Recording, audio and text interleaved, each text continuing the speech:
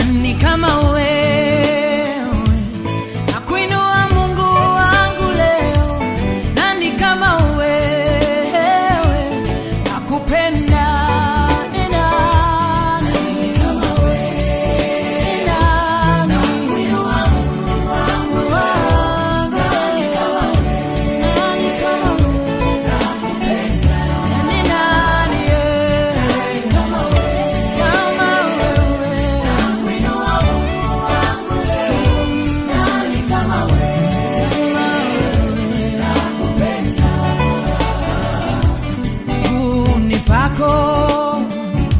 Nakuinamia Bwana, heshima na utukufu Baba nakupa Yesu. Nimekuja nikuinue, nimekuja nikupende, unipako nakupenda.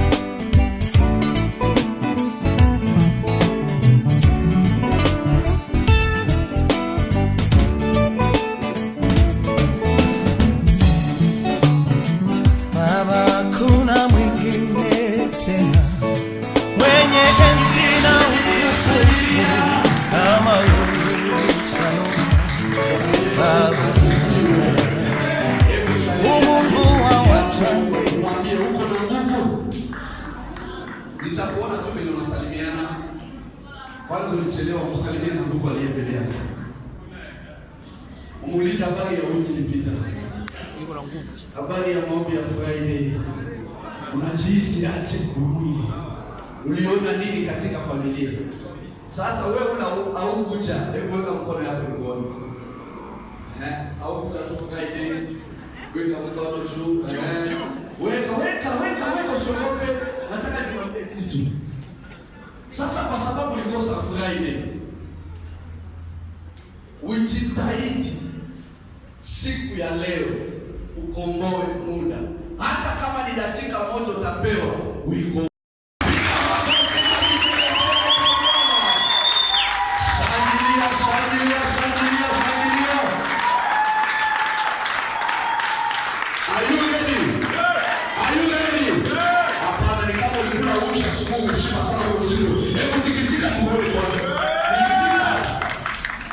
Unajua wewe ndio utamfanya mhubiri ajihisi mapendwa. Amen, amen.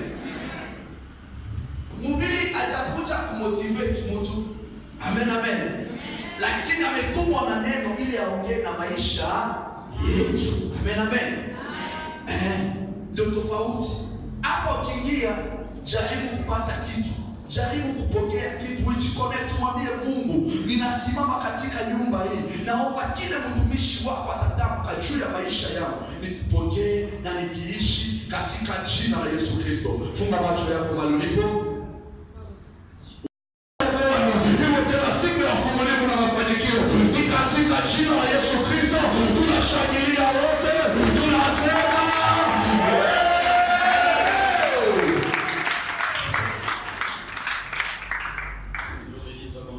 Mungu awabariki. kubariki tena. On m'assoit dans la présence de Dieu. Tunaweza kuketi katika uwepo wa Bwana. Ce matin, nous bénissons le Seigneur. Asubuhi ya leo tunabariki Mungu La grâce qu'il nous accorde d'être parmi les vivants. kwa neema ametujalia tuwe katikati ya wazima. Il y en a qui sont en ce moment ici dans les morts. Kuna watu wengine saa hizi wako katika mochwari, Et si nous sommes encore vivants, c'est par la grâce de Dieu. na sisi kama tuna uhai ni kwa neema yake Mungu. Donc, pourquoi il mérite notre louange, Ndio maana anastahili kupokea sifa, il mérite notre adoration, anastahili kupokea maabudu, il mérite nos acclamations, anastahili kushangiliwa, il mérite nos acclamations. anastahili kushangiliwa, Un moment comme des cris de joie, anastahili kutolewa sauti kubwa. anastahili vigelegele.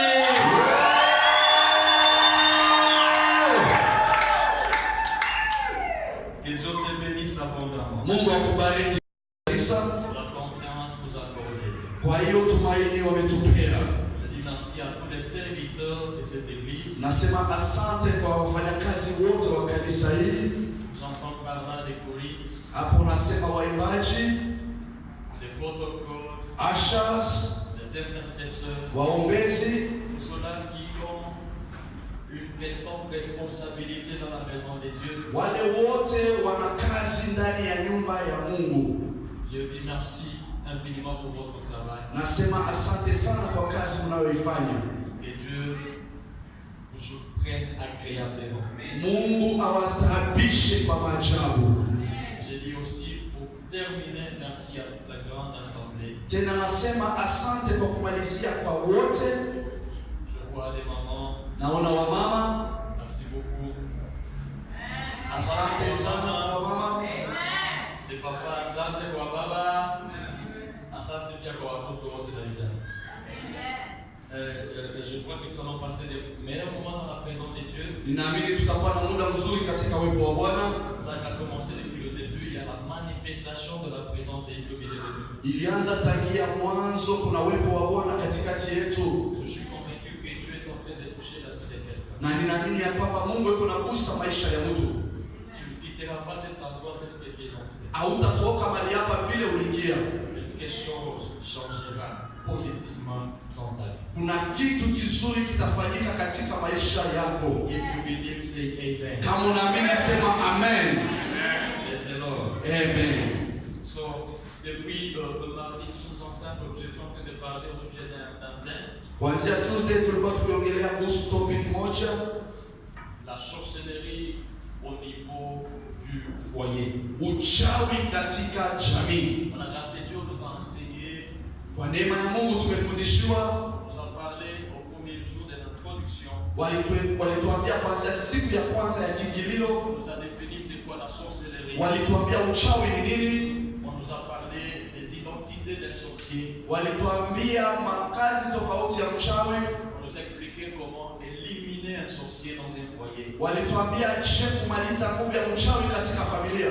Deuxième jour, Na siku ya pili on nous a parlé des différentes sources d'acquisition de la sorcellerie. na walituambia njia tofauti ya mtu kujipata katika uchawi, Les moyens sont des voies par lesquelles quelqu'un peut se retrouver dans le monde de la sorcellerie. njia tofauti ambayo inafanya mtu ajipate katika uchawi. En avançant, on nous a parlé des symptômes endogènes ainsi que des symptômes exogènes de la sorcellerie. Na tulipoendelea walituambia kuhusu ishara tofauti ya ndani na ya nje ya uchawi. Et le vendredi, on nous a parlé du monde de la sorcellerie, spécialement des éléments qui constituent la force d'un sorcier conscient. Na Friday walituambia ya kwamba kuna vitu vinafanya nguvu ya mchawi ambaye anajijua. On a eu à prier par rapport aux enseignements. Na tuliomba kulingana na mafundisho, Et je crois que nos familles ou nos foyers sont délivrés de la puissance de la sorcellerie. ninaamini ya kwamba mafamilia na mandoa imekombolewa kutoka kwa hiyo nguvu ya uchawi. Et c'est un thème très vaste. Na ni topic kubwa. Les hommes de Dieu, les serviteurs de Dieu qui passeront par cette chaire auront le temps de parler, d'entrer dans des petits détails afin de nous faire comprendre. Watumishi wa Mungu kila mara watapita katika madhabahu hii, watatuambia tena zaidi na kwa uketo kuhusu hiyo maneno. L'enseignement suscitait beaucoup de questions. Na hiyo somo ilinua maswali mengi. Et nous sommes toujours disposés à pouvoir répondre à ces questions-là à la lumière de la parole de Dieu chaque fois que nous avons le temps. Na tuko tayari kila mara tutakuwa na muda ya kuweza kujibu maswali kwa mwangaza wa maandiko takatifu.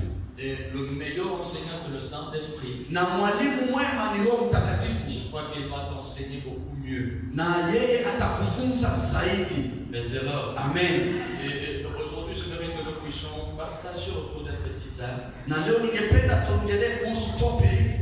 Et c'est le Saint-Esprit qui m'a donné ce petit thème pendant que j'étais en train de parler avec lui vers 4 heures du matin. Na hiyo topic ni Roho Mtakatifu aliweza kunipea wakati nilikuwa nikiongea na yeye kwa saa ya asubuhi. Quand j'étais en train de parler avec lui au sujet de l'église, de ce travail, il m'a demandé de partager avec vous. C'est tout. Bientôt là, je vais devoir partager avec vous. Na wakati ule nilikuwa nikimsihi kuhusu kanisa, ndio wakati niliweza kupewa hiyo topic. En maintenant ce sujet, je crois qu'il y a quelqu'un qui est dans le besoin, il y a quelqu'un que le Saint-Esprit veut toucher, c'est là. Na kupitia hii neno ninaamini ya kwamba kuna mtu ambaye Roho Mtakatifu ataenda kugusa na kusaidia. Ça peut ne pas être tout le monde, mais je crois. Inaweza kuwa si ya kila mtu, Je crois qu'il y a une personne. lakini ninaamini kuna mtu mmoja hapa. Il y a une personne Kuna mtu mmoja qui me suit quelque part. ambaye ananifuata pahali En ce moment, katika ulimwengu, il sera béni par ce message. atabarikiwa na hiyo ujumbe. D'abord moi-même, Kuanzia mimi j'ai mwenyewe été béni par ce message. nilibarikiwa na hiyo neno. À 4 heures du matin, Hiyo asubuhi, ce message m'a bouleversé.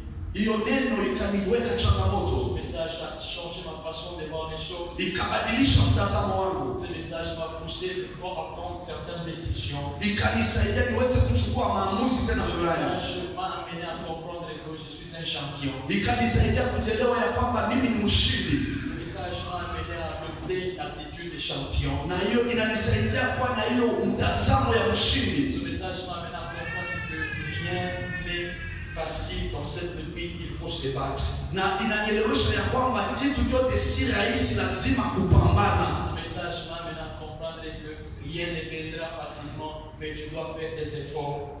Na inanielewesha ya kwamba kitu chochote hakitakujia kwa kirahisi, lazima utumie pia nguvu na mamlaka. Bref, ce message m'a amené à une nouvelle dimension. Na kusema kwa ufupi ya kwamba hii neno inanipeleka katika kiwango mpya, Je ne peux pas garder ce message pour moi-même. na sitaweza kubaki na hiyo ujumbe kwa ajili yangu pekee. Si Dieu, le Saint-Esprit, m'a donné ce message, Kama Roho Mtakatifu alinipea hiyo neno, si Dieu, le Saint-Esprit, m'a donné le message, kama Mungu Roho Mtakatifu alinipea hiyo c'est neno, pour que ce message puisse bénir au moins une personne. ni ili iweze kubariki mtu mmoja. Si tu crois que ce message est destiné, tu dis Amen à haute voix. Kama unaamini ya kwamba hii ujumbe ni ya kwako, sema amen.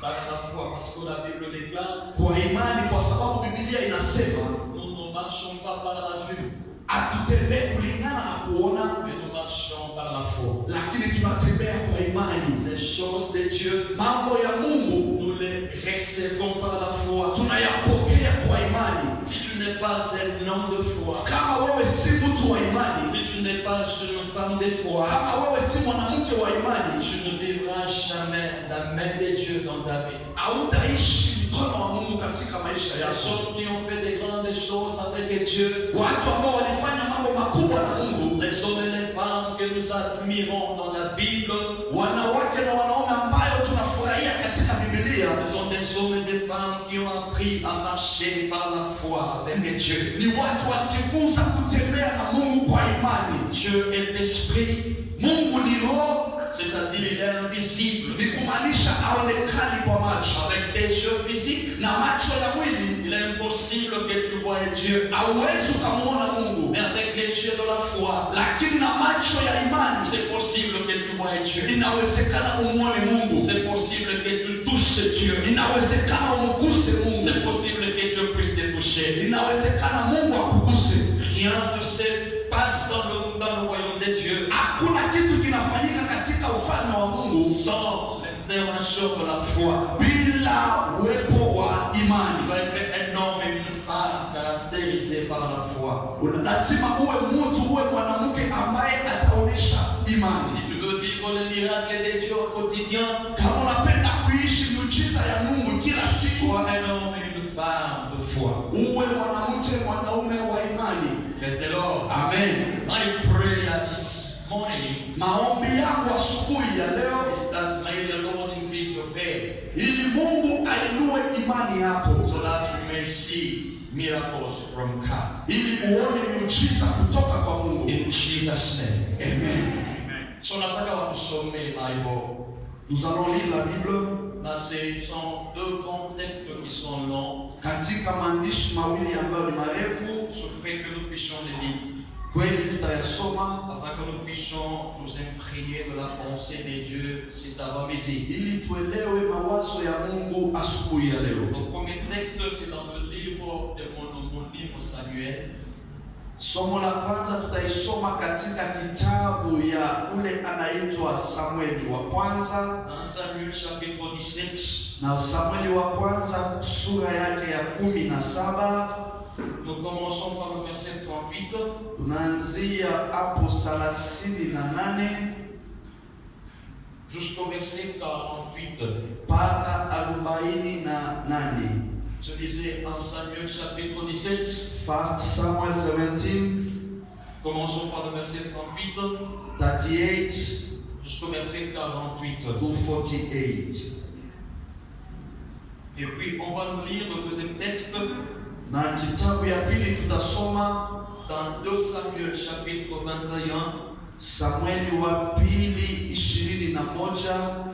Nous commençons par le verset 15 Tutaanzia mstari wa 15 jusqu'au verset 22. hadi 22. Je les prends. 2 Samuel chapitre 21. 2 Samuel 21, Nous commençons par le verset 15 15 jusqu'au verset 22. to 22. Dans tous les deux textes, Katika vitabu vyote viwili nous allons beaucoup plus nous focaliser sur le dernier verset. tutaweka mtazamo wetu kwa hiyo vasi ya mwisho. On va commencer par 1 Samuel chapitre 17, 38 à 48. Samueli wa kwanza 17 38 hadi 48. Mama Cecilia, qu'on a les connaisse. Bwana Yesu asifiwe. Amen. Asante kwa kibali cha kusoma neno. Nitasoma 1 Samuel 17 verse 38 to 48. Then Saul dressed David in his own tunic. He put a coat of armor on him and a bronze helmet on his head. David fastened on his sword over the tunic and tried walking around because he was not used to them. I cannot go in this, he said to Saul, because I am not used to them. So he took them off, 40. Then he took his staff in his hand, chose 5 smooth stones from the stream, put them in the pouch and his shepherd's bag, and with his sling in his hand, approached the Philistine. 41. Meanwhile, the Philistine with his shield bearer in front of him kept coming closer to David. 42. He looked David over and saw that he was only a boy, ruddy and handsome, and he despised him. 43. He said to David, "Am I a dog that you come at me with sticks?" And the Philistine cast David by his gods. 44. "Come here," he said, "and I'll give your flesh to the birds of the air and the beasts of the field." 45. David said to the Philistine, "You come against me with sword and spear and javelin, but I come against you in the name of the Lord Almighty, the God of the armies of Israel, whom you have defied." 46. "This day the Lord will hand you over to me, and I'll strike you down and cut off your head. Today I give the carcasses of the Philistine army to the birds of the air and the beasts of the earth, and the whole world will know that there is a God in Israel." 47. "All those who gather here will know that it is not by sword nor by spear that the Lord saves, for the battle is the Lord's, and he will give all of you into our hands." 48. As the Philistine moved closer to attack him, David ran quickly towards the battle line to meet him. Amen. Amen. Ok, Samuel wa pili. 2 Samuel. The second reading comes from 2 Samuel. Considérez beaucoup plus les deux derniers versets dans chaque texte. Nilisema ya kwamba tutaweka mkazo zaidi kwa hiyo vasi ya mwisho ya kila scripture tumesoma. C'est très important. Ni ya muhimu sana. J'intitule mon message de ce matin comme suit. Ninapea kichwa ya neno kwa hiyo maneno tunasoma. Le message de ce matin est intitulé comme suit. Ujumbe ya asubuhi ya leo na kichwa yake ni hivi: Va jusqu'au bout. Enda hadi mwisho. Va jusqu'au bout. Enda hadi mwisho. Ongea na jirani yako, enda hadi mwisho. Talk to your neighbor, enda hadi mwisho. Asa unisaidie kwa Kiswahili utasemaje? Come again? Go till the end. Okay, tell to your neighbor, go till the end. Nataka ushout neighbor yako asikie, go till the end. Sema huyu kama neighbor atingezika mbele ya mambo mengine achana na huyo. Sema neighbor, go till the end. Umwache huyo wa kulia mbele ya nyuma yako. Sema neighbor, go till the end. Aongea tena na mbele wa mbele yako. Sema neighbor, go till the end. Sasa usiangalie neighbor, unaangalia peke yako. Sema I must go till the end.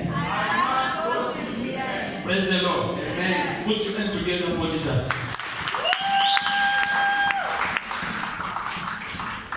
Va jusqu'au bout.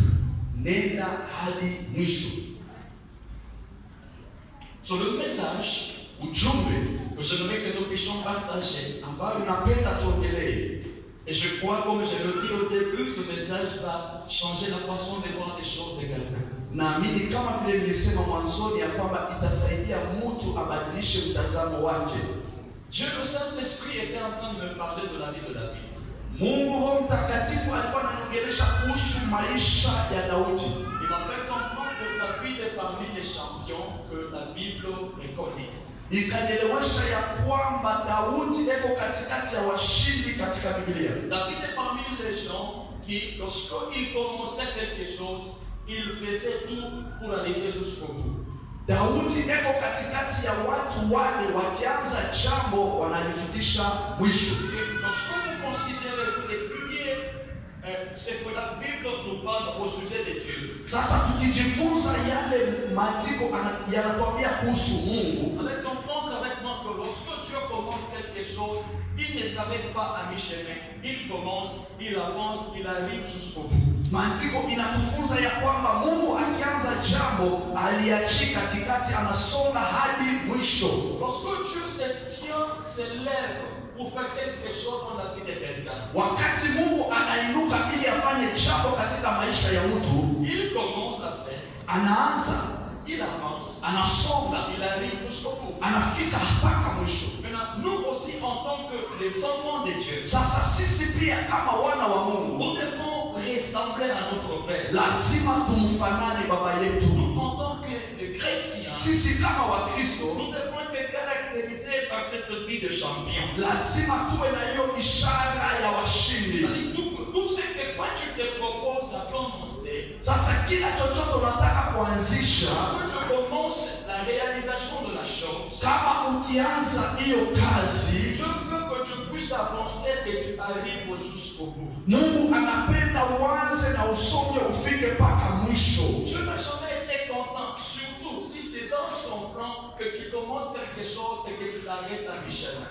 Mungu hajawahi furahia zaidi kama ni katika mipango yake akuone uanze jambo na uliachie katikati. Tu commences le business, Unaanza biashara, tu es dans le plan de Dieu. iko katika mipango ya À Mungu. cause des défis, Sababu ya kushindwa, à cause des oppositions, kwa sababu ya vipingamizi, à cause des échecs apparents, kwa sababu ya kushindwa kunaoonekana kwa tu macho, t'arrêtes, unasimama soit tu recules, ama unarudi nyuma soit tu abandonnes. ama unaacha.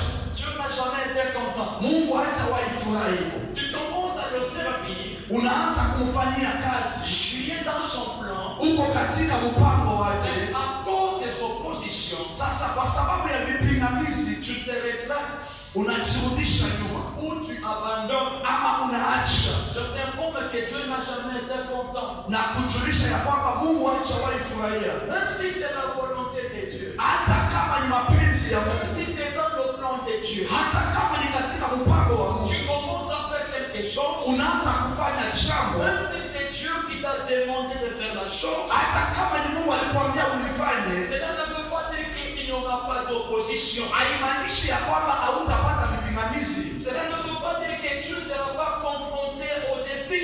haimaanishi ya kwamba hautakutana na vitu vya kukuzuia, Les oppositions qui s'élèvent, vipingamizi vinavyoinuka, les défis auxquels tu fais face, ni kila ukuta ambayo utakutana nayo. ne signifie pas que Dieu n'est plus avec toi. Haimaanishi ya kwamba Mungu hayuko pamoja na Ne wewe, signifie pas que Dieu a peur. haimaanishi ya kwamba Mungu anaogopa. C'est que pour que tu puisses arriver jusqu'au bout, Ili ufikie mwisho, il y aura des oppositions, lazima kutakuwa na il vipingamizi, y aura des défis. kutakuwa na maukuta. Alléluia.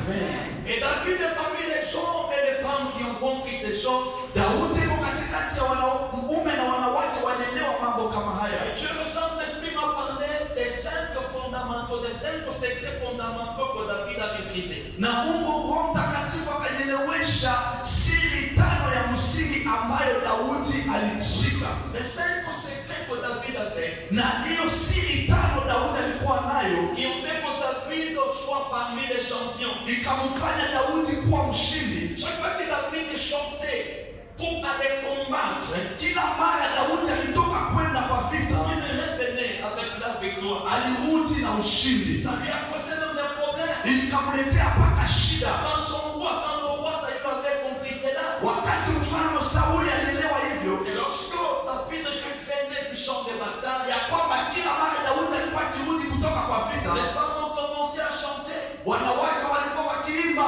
en faveur de David, walikuwa wakimwimbia Daudi, en disant que David a tué 10 000. wakisema Daudi anaua 10,000, Mais le roi Saül a tué 1000 lakini seulement. mfalme akaua tu 1,000. Parce que David était caractérisé, avait maîtrisé ces 5 fondamentaux. Ni kwa sababu Daudi alikuwa ameshikilia hiyo siri tano. Toutes les fois qu'il s'est fixé un objectif, Kila mara alijipanga kufanya jambo, il commençait, il poursuivait et il arrivait jusqu'au bout. alikuwa anaanza, anafuatilia na anafika mpaka mwisho. Et j'ai compris que ces choses, si nous pouvons les appliquer dans notre vie de tous les jours, nous serons parmi les champions. Nikaelewa ya kwamba tukiyafanyia kazi ya maneno tutaishi maisha ya Nous washindi. serons des champions dans les fiançailles qui nous amènent au mariage. Tutakuwa washindi katika uchumba ili tuingie katika Nous ndoa. serons des champions dans les business qui vont nous amener aux richesses. Tutakuwa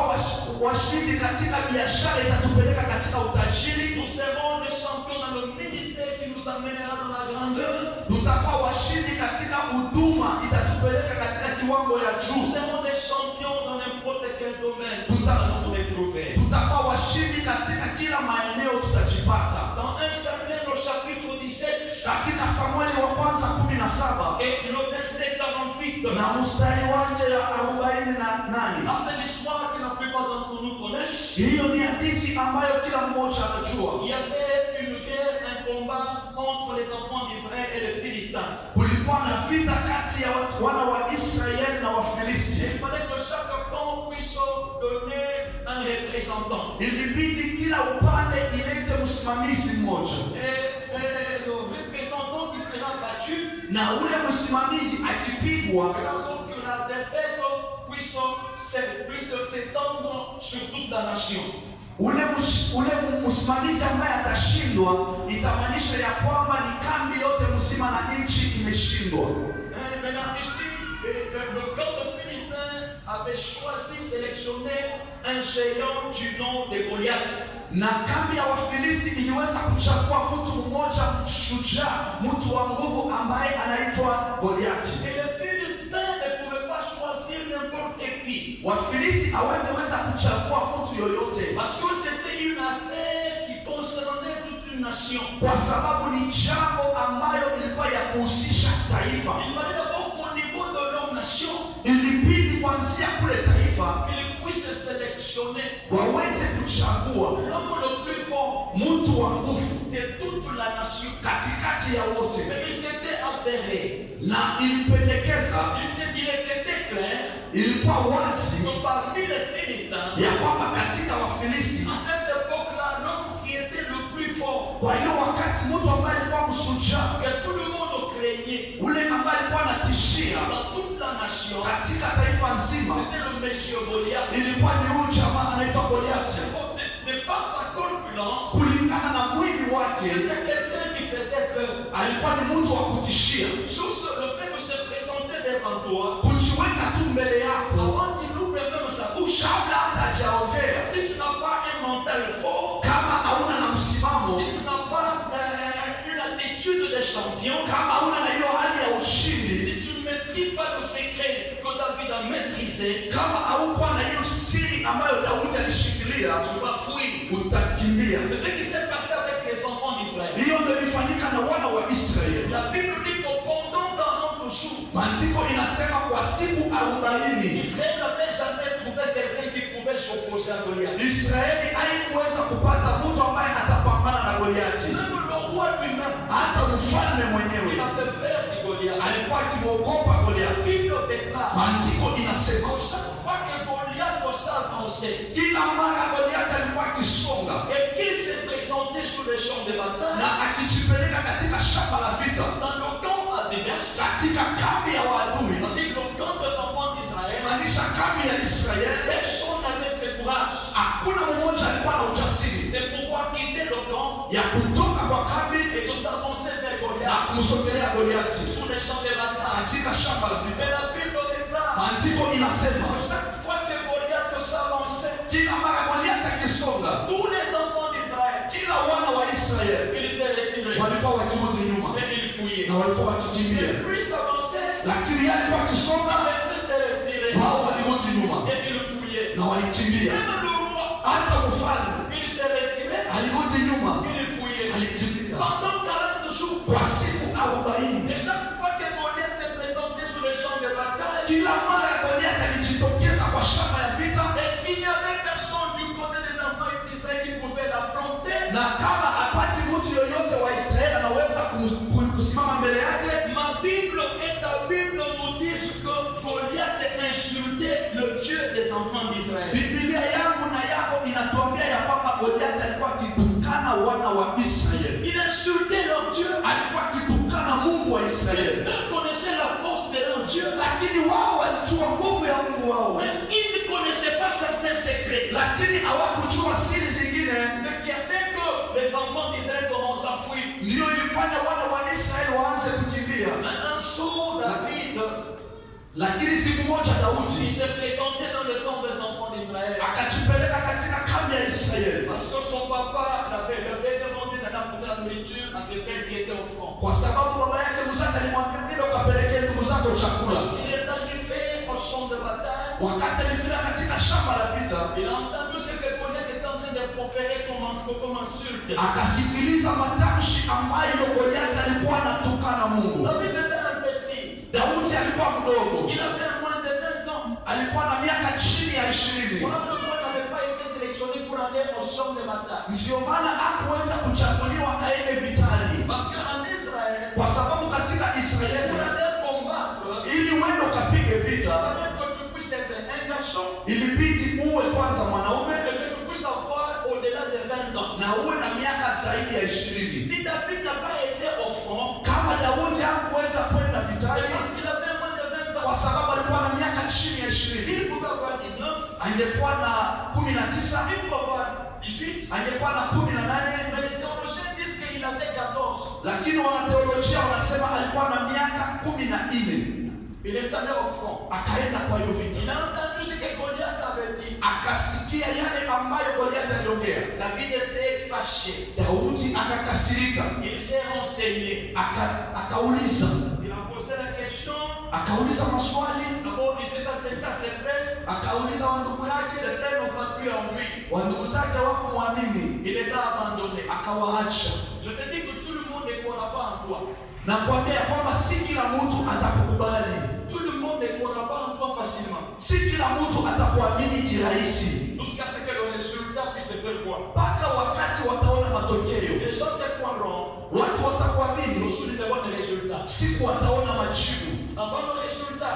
Kabla ya majibu. Peu de gens croiront en toi. Wachache tu ndio wanaweza Il y kuamini. a que ceux-là qui seront révélés. Ni wale tu watafunuliwa. Qui croiront en toi. Watakuaminia. Mais si tout le monde ne croit pas en toi. Lakini kama si mtu yoyote anaamini ndani yako. Sache que Dieu au ciel croit en toi. Amini ya kwamba Mungu mbinguni anakuamini. Hata kama duniani hakuna mtu anakuamini, huko juu mbinguni kuna Mungu anakuamini wewe. Même s'il y a quelqu'un, il n'y a pas quelqu'un sur la terre qui croit en toi, mais Dieu la croit. Hata kama kuna mtu anasema wewe hauwezi fanya kitu, lakini Mungu anakuamini, anajua kama unaweza fanya kitu. Même si les gens disent que tu ne peux rien, mais Dieu sait que tu vas faire quelque chose. Hata kama watu kwenye familia yako, kwenye jamii yako hawakusabua katikati ya wale watu wanaweza fanikiwa, lakini Mungu anakuamini wewe.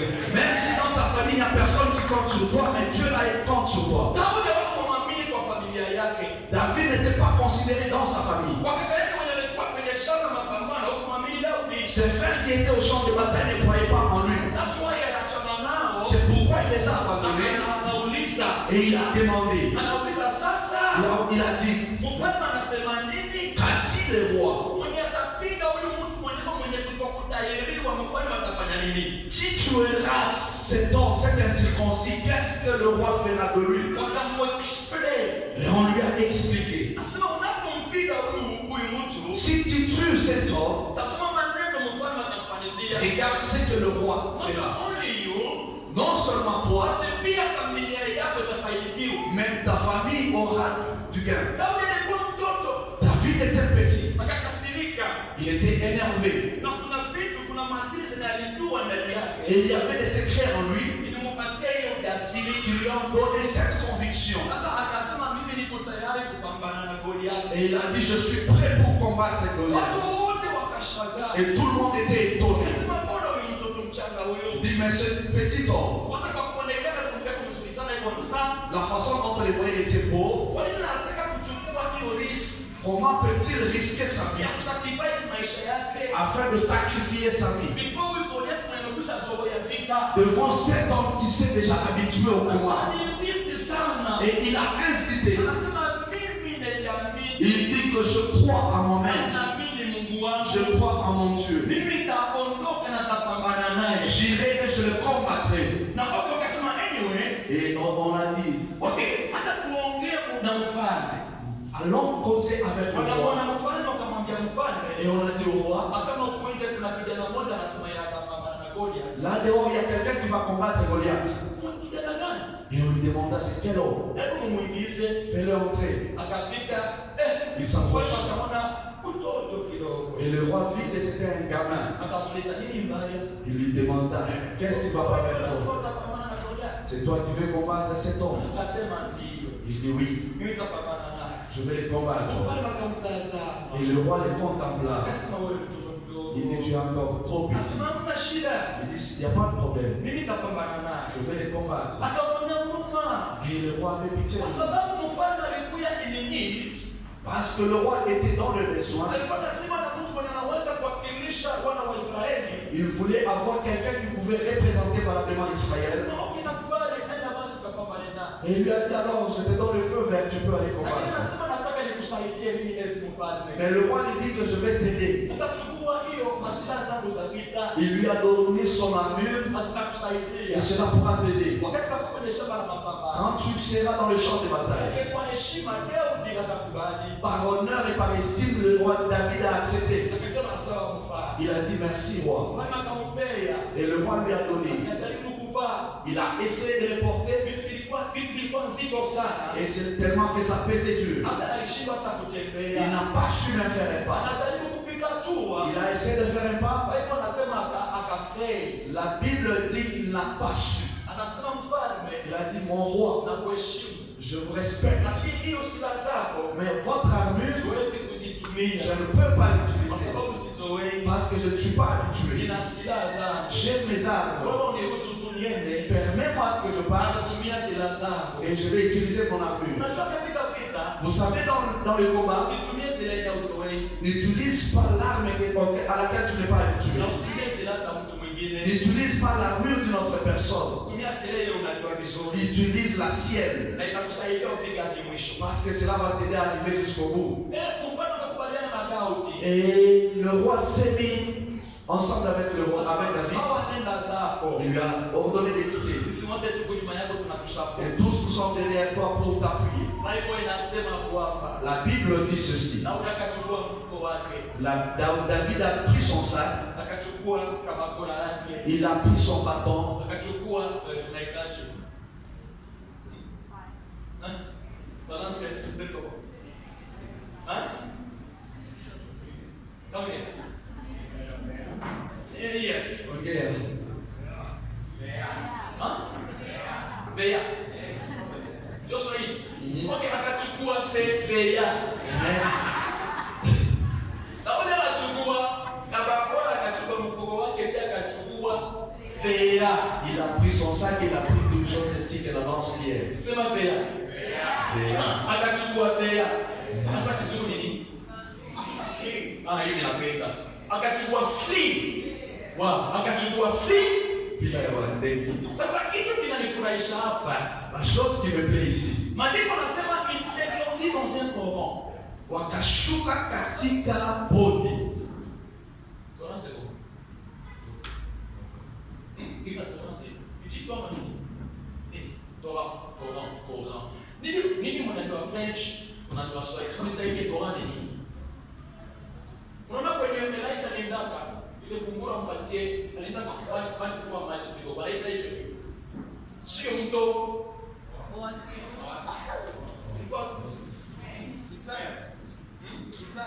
Kisanga. Torrent. Okay, kwenye dawa tena kurokota hiyo hadi wewe tano ni mahitaji. Kwa mto. Biblia inasema mto. Biblia inasema hata kwa mto. Yes, sweet. Kweli?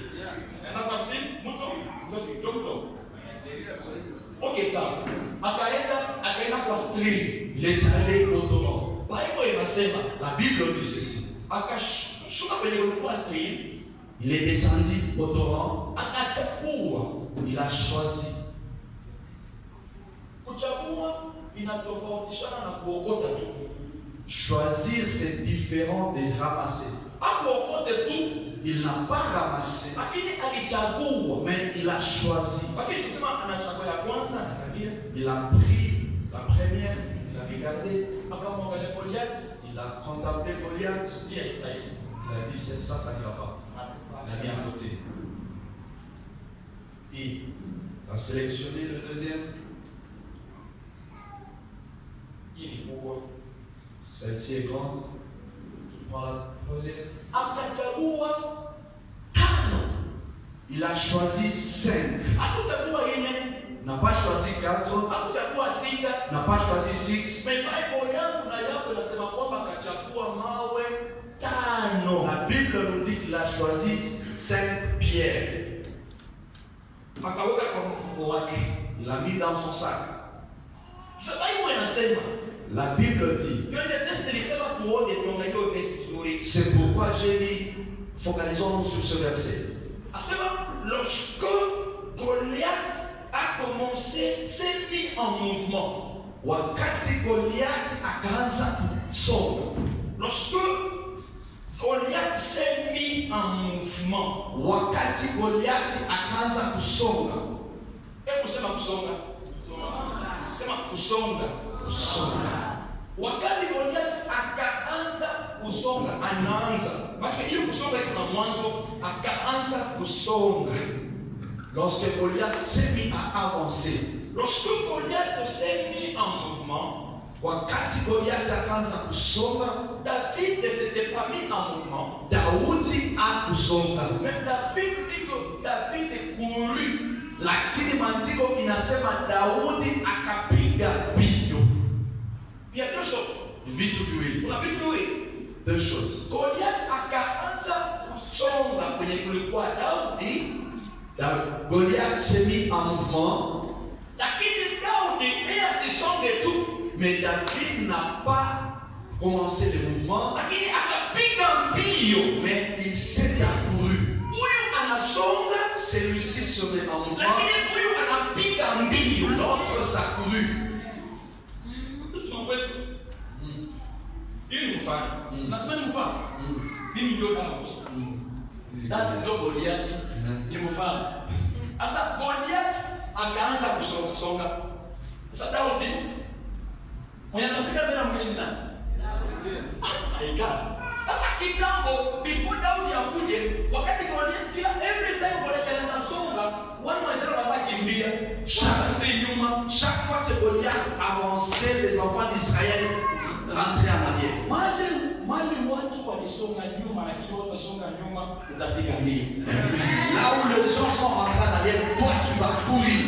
Kwenye ndoa, kwenye watu wanasonga nyuma, wanakataa ndoa wakimbia, lakini wao utakimbia, lakini wao utapiga mbio. Le mariage que les autres sont en train d'abandonner, mais toi tu ne vas pas abandonner, tu vas avancer. Kama business ilikuwa ngumu kwa ajili ya watu wengine, wanastop, wanarudi nyuma, lakini wao utastart business ukipiga mbio. Si le business n'avançait pas, il y a des gens qui rentraient derrière, mais toi tu vas avancer. Goliath akaanza kusonga. Et Goliath avance. David akaona movement ya Goliath. David contemplait le mouvement de Goliath. Akianza kusonga, Il le voit avancer.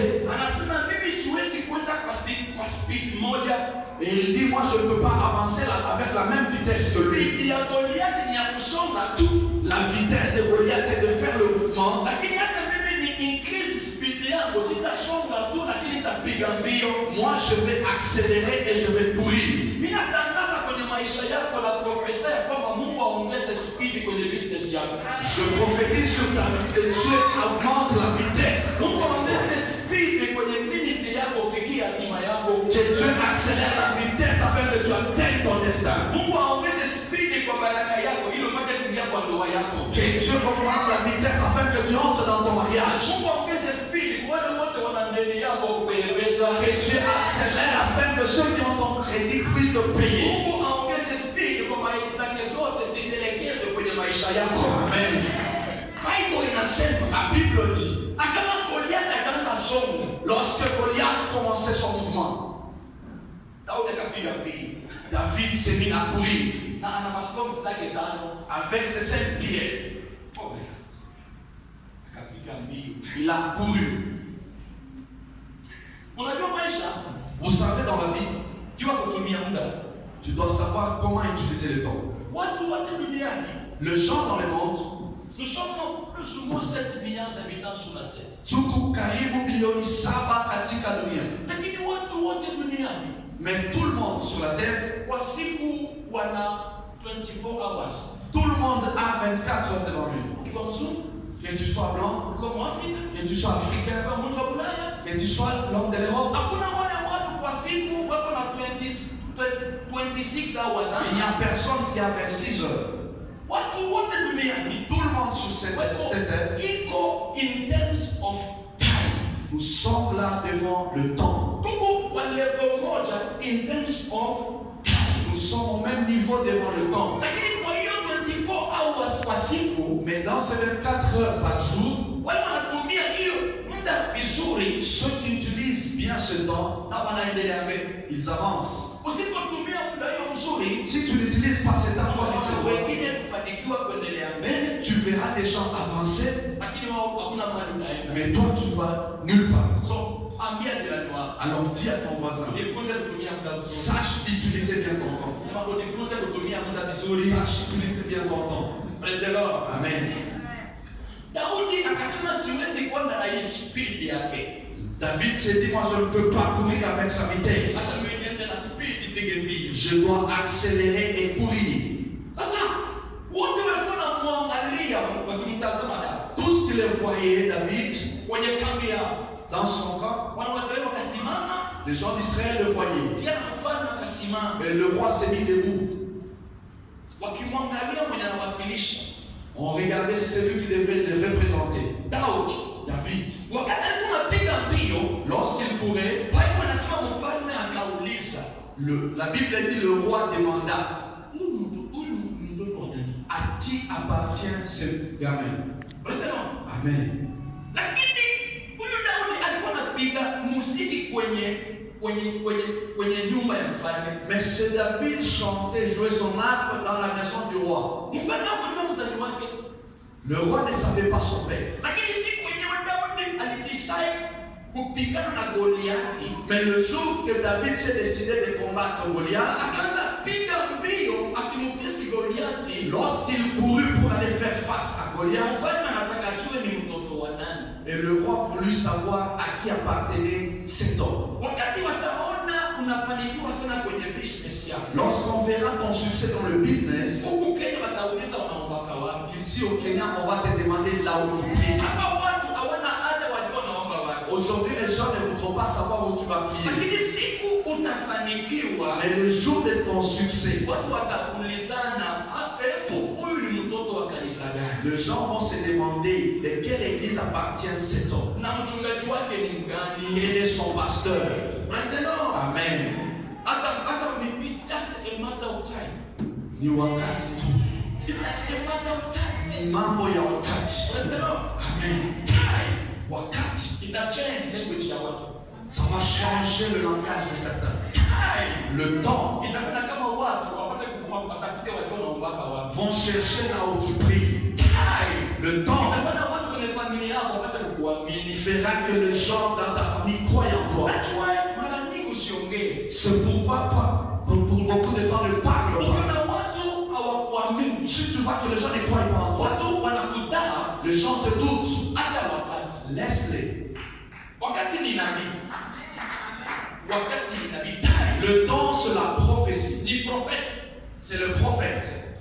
Time. Le temps. Le temps, c'est le conseiller. Wakati ni mshauri. Le temps, c'est un enseignant. Wakati ni mwalimu. Si les gens s'opposent aujourd'hui, Kama leo watu wanakupinga, laisse le temps au temps. achia muda kwa muda. Un jour, Siku moja les gens diront watu watasema que, en tout cas, c'est un homme de Dieu. kwa kweli ni mtu wa Mungu. Kweli ni mtoto wa Mungu. Le temps donnera des conseils aux gens. Wakati nitapea ushauri kwa watu, Les gens diront watu wataongea, que nous les savions. tulijua Ils seront des prophètes. watakuwa manabii. It's just a matter of time. Ni mambo ya wakati tu, A matter of time. mambo ya wakati. Petero, Amen. ambia jirani wako ni mambo ya wakati tu. Dis à ton voisin, ce n'est qu'une affaire de temps. Ni mtoto wa nani? À qui appartient cet homme? Kama mfalme aliuliza hivyo, Lorsque le roi demanda ainsi, kwa sababu aliona kitu kenye hajawahi ona. parce qu'il a vu quelque chose qu'il n'a jamais vu.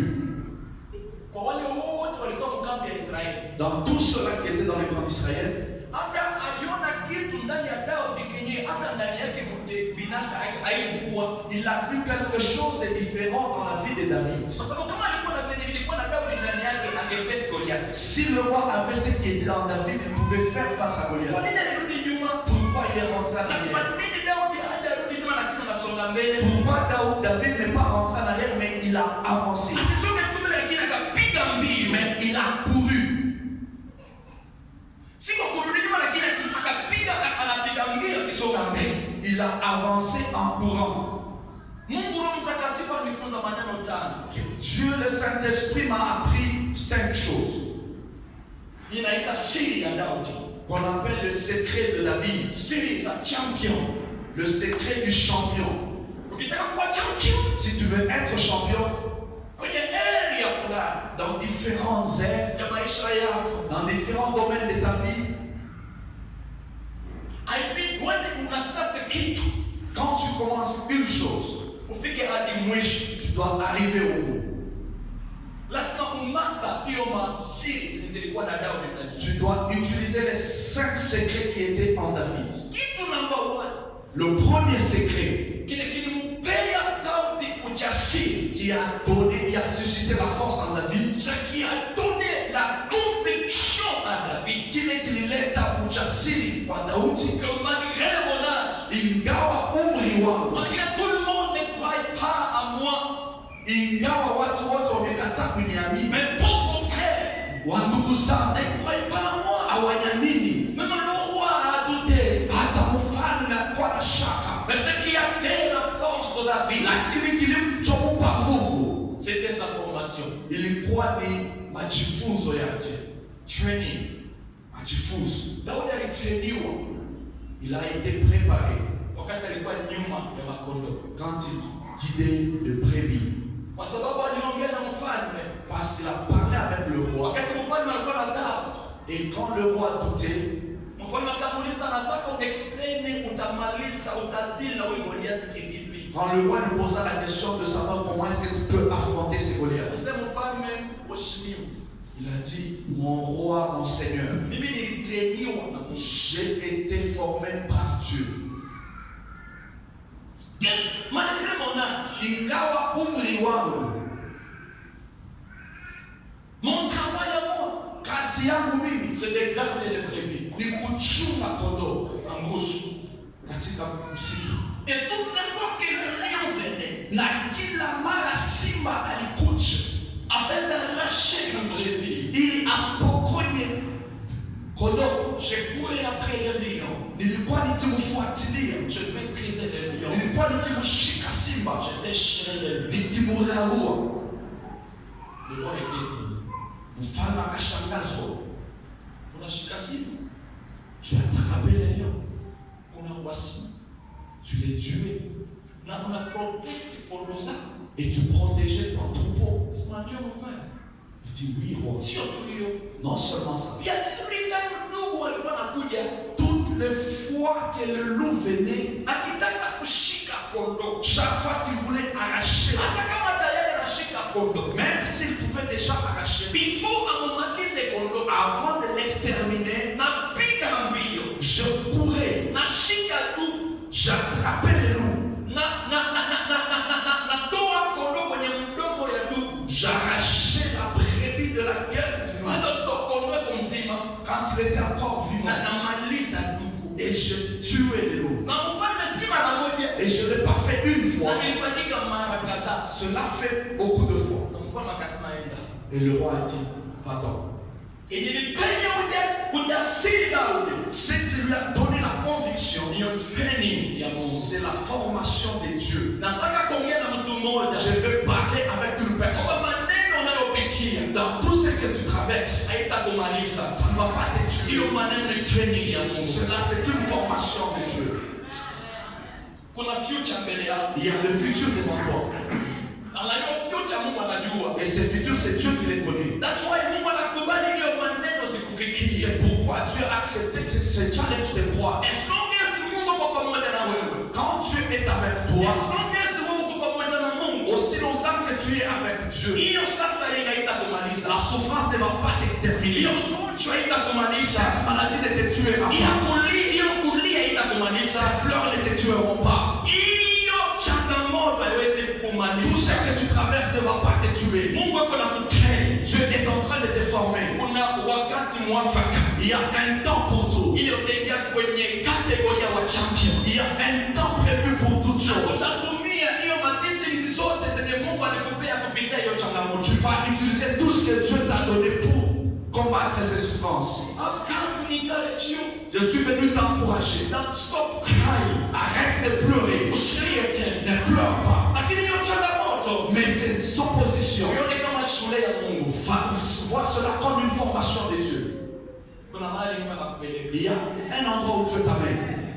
Daudi alikuwa na ujasiri David avait cette kwa conviction. sababu alijua Parce qu'il savait. na kama siku moja Il savait qu'un jour, alikuwa kwenye forest il a été dans la forêt, bali na wazazi wake, loin de ses parents, bali na mfalme wa nchi, loin du roi du pays. lakini peke yake Mais seul, alijifunza il a appris kuprotect kondoo. à protéger son troupeau. Na ilionekana kwa watu walimchukia kwenye familia Et ça s'est vu comme qu'il dirait, il était kwa abandonné sababu alikuwa mtoto wa mwisho, parce qu'il était le cadet. lakini alikuwa kuchukia C'était pas kulingana na mpango wa Mungu. selon le plan de Dieu. Ilikuwa ni training. C'était une Mungu formation. alikuwa na mtrain Dieu était en train de le Mungu former. alikuwa kama ataongoza watu. Parce que Dieu savait qu'il allait diriger les gens. Nakuta kuencourage Je suis venu t'encourager. ya kwamba usilie tena. Et ne pleure plus. Hebu nisaidie aliye jirani wako stop crying. Dis à ton voisin, ne pleure plus. Sema usilie tena. Ne pleure plus. Sema muda wa kulia na Le malizika. temps de pleurer est à sa fin. Inaweza kulipitia changamoto nyingi. Je peux traverser des souffrances. Kuna watu walikudisappoint. Il y a des gens qui m'ont désapprouvé. Kuna biashara ziko Il y a des endelea. business qui n'ont pas avancé. Kwenye ministry watu Dans walikuumiza. le ministère, il y a des gens qui t'ont blessé. Kwenye ndoa watu Dans walikuchekelea. le mariage, il y a des gens qui se sont moqués de Shuleni toi. ya kufanikiwa. Aux études, tu n'as pas réalisé les choses. Project zako zilifeli. failed. tes projets ont échoué. Acha nikwambia kama Mungu anakuamini. Mais je vais te dire que Dieu te Hata croit. kama Mungu anakuamini. Si les gens ne croient pas en toi, Mungu anakuamini. mais Dieu croit en toi. Na kama Mungu anakuamini. Et si Dieu croit en Sasa toi, wewe unaamini na wewe. alors crois en toi-même. Na amini ndani ya Mungu. Et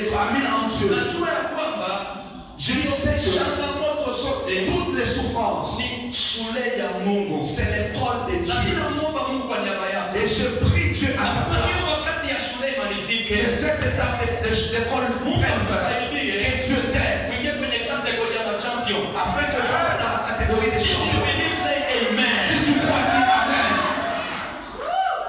Daudi, David, siri ya kwanza le premier secret, kwenyewe alilala kwenyewe sur lesquels il s'est appuyé.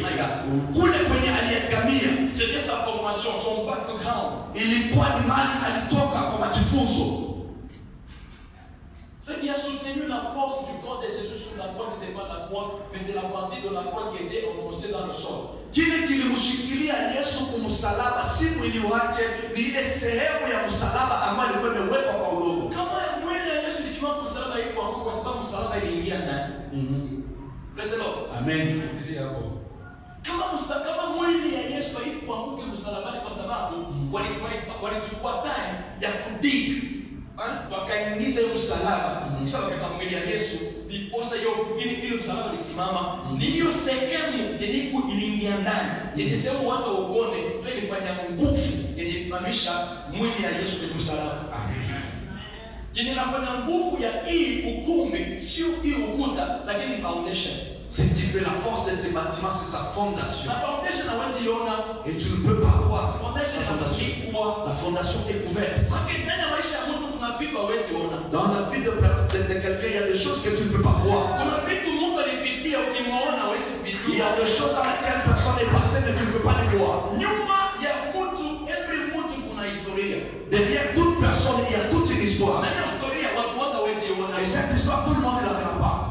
Ndio foundation ya maisha. C'est ça le fondement de ta vie. Mungu ako na build, ako na lay foundation juu ya future yako. Dieu est en train de construire une fondation pour ton futur. Kupitia hiyo changamoto. Par cette Kwa souffrance, sababu unajua kama siku moja parce qu'il sait qu'un jour, utakuta mtu mmoja kufanya biashara atakuja anapitia hiyo changamoto uliyopitia ili upate hapa anakuja umsaidie na utamsaidia kwamba maneno unayopitia mimi kitambo nilipitia lakini nilifanya hivi na Mungu alinisaidia. parce qu'il sait qu'un jour tu vas croiser un businessman qui va venir faire ses affaires et quand tu vas traverser des souffrances, tu seras la première personne à l'encourager en disant que je suis passé aussi par là. Before upande juu, Avant que tu n'avances, kubali kuingia ndani. accepte de descendre.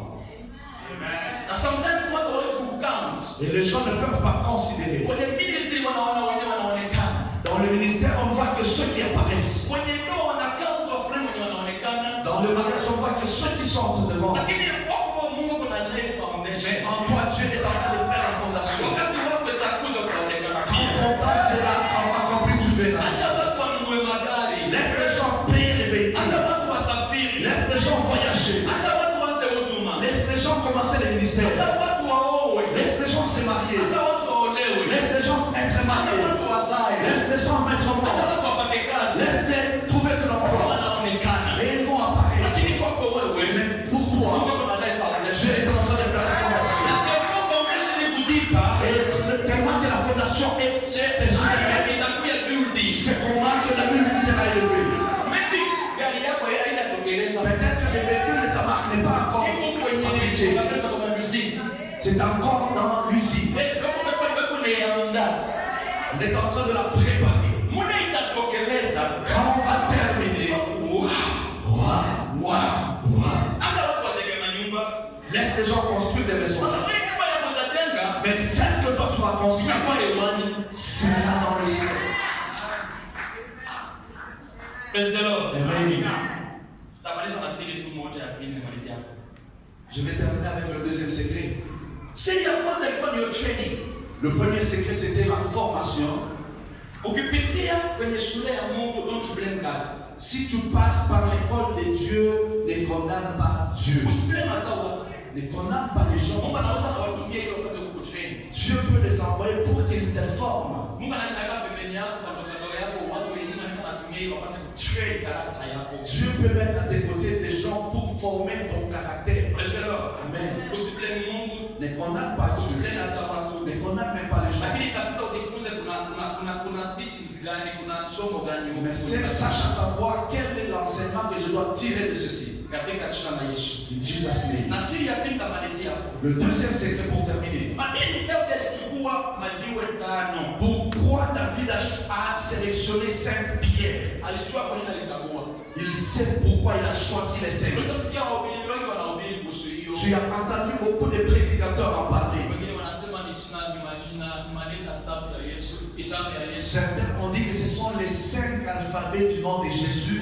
Ukisoma kuseme Jesus inakuwa na maio maneno kama ni 5, okay. Les gens ont dit que le nom de Jésus a 5 alphabets. Lakini kuna malugha nyingine Mais Jesus dans d'autres langues, Jésus, Yesu haina na maneno 5. le nom Jésus n'a pas ces 5 Iko na ile. lettres d'alphabet. Non, il en a que 4. Amen. Na kuna wengine wana explain wanasema kwamba D'autres disent ni 5 ministries.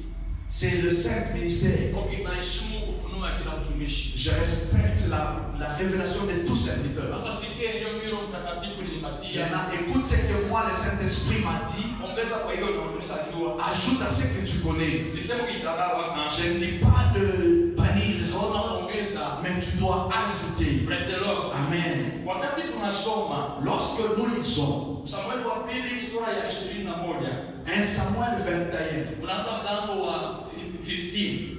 verset 15, Après tulimalizia. et jusque là où nous avons terminé 22, Maandiko inaongelesha kuhusu familia moja. la Bible nous parle d'une certaine famille. Nasema hiyo familia ilikuwa naishi, cette famille vivait dans une ville de Gath. Hiyo familia ilikuwa inaishi katika mji wa Gadi. Et dans cette ville de Gath, il y avait un papa Na katika hiyo mji kulikuwa na baba qui mmoja répondait au nom de Rapha. alikuwa anaitwa Rafa. Et son papa Na huyo baba avait plusieurs enfants. alikuwa na watoto Et wengi, ces enfants étaient des géants. na hawa watoto walikuwa warefu. Praise the Lord. Amen. Et ces enfants, Hawa watoto, et parmi ces enfants-là, kati ya watoto, Goliath que David a tué, Goliati ambaye Daudi aliua il est l'un de ses enfants. alikuwa mmoja wao. Goliath mwenye Daudi alipiga C'est Goliath que David a exterminé. ni mmoja wa watoto wa huyu msema anaita Rafa, Était l'un des fils de Rapha kwa sababu alikuwa giant. parce qu'il était géant. Na kwa hiyo village, Dans ce village, ni huyu baba tu alikuwa na watoto wenye walikuwa giant. rien que ce papa avait des enfants géants. Na miongoni mwa wale watoto, Et parmi eux, maandiko yanasema kulikuwa mwingine alikuwa na hivi vidole, hiyo mafinga zilikuwa 6.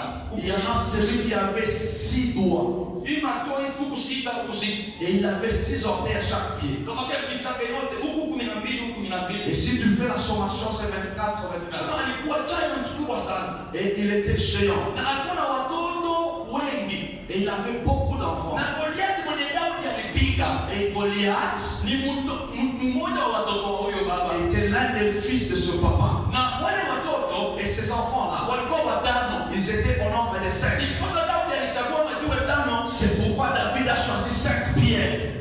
Hakumuona mpaka Goliath. Il n'a pas vu seulement Goliath, Lakini aliona familia ya Goliath. mais il a vu toute une famille de Goliath. Anasema vita ninayo, Parce qu'il savait que la guerre était chère. ninapomaliza Goliath wa kwanza, Si je terminais Goliath le premier, ninapomaliza huyu giant wa si kwanza, je terminais ce géant en premier, nyuma yake kuna majengo zingine 4. ça veut dire qu'il y en a encore 4 dans Sasa le sol. siwezi kuchukua stone moja tu. Alors je ne peux pas choisir une pierre. Unachukua majiwe according to the number of your Je giants. vais choisir les pierres concernant le nombre d'enfants que c'est tout à Daudi l'heure. alikuwa na revelation. Et David avait la révélation. Ilipe secret ya pili ya Daudi. Ce qui a donné le deuxième secret de David. Revelation.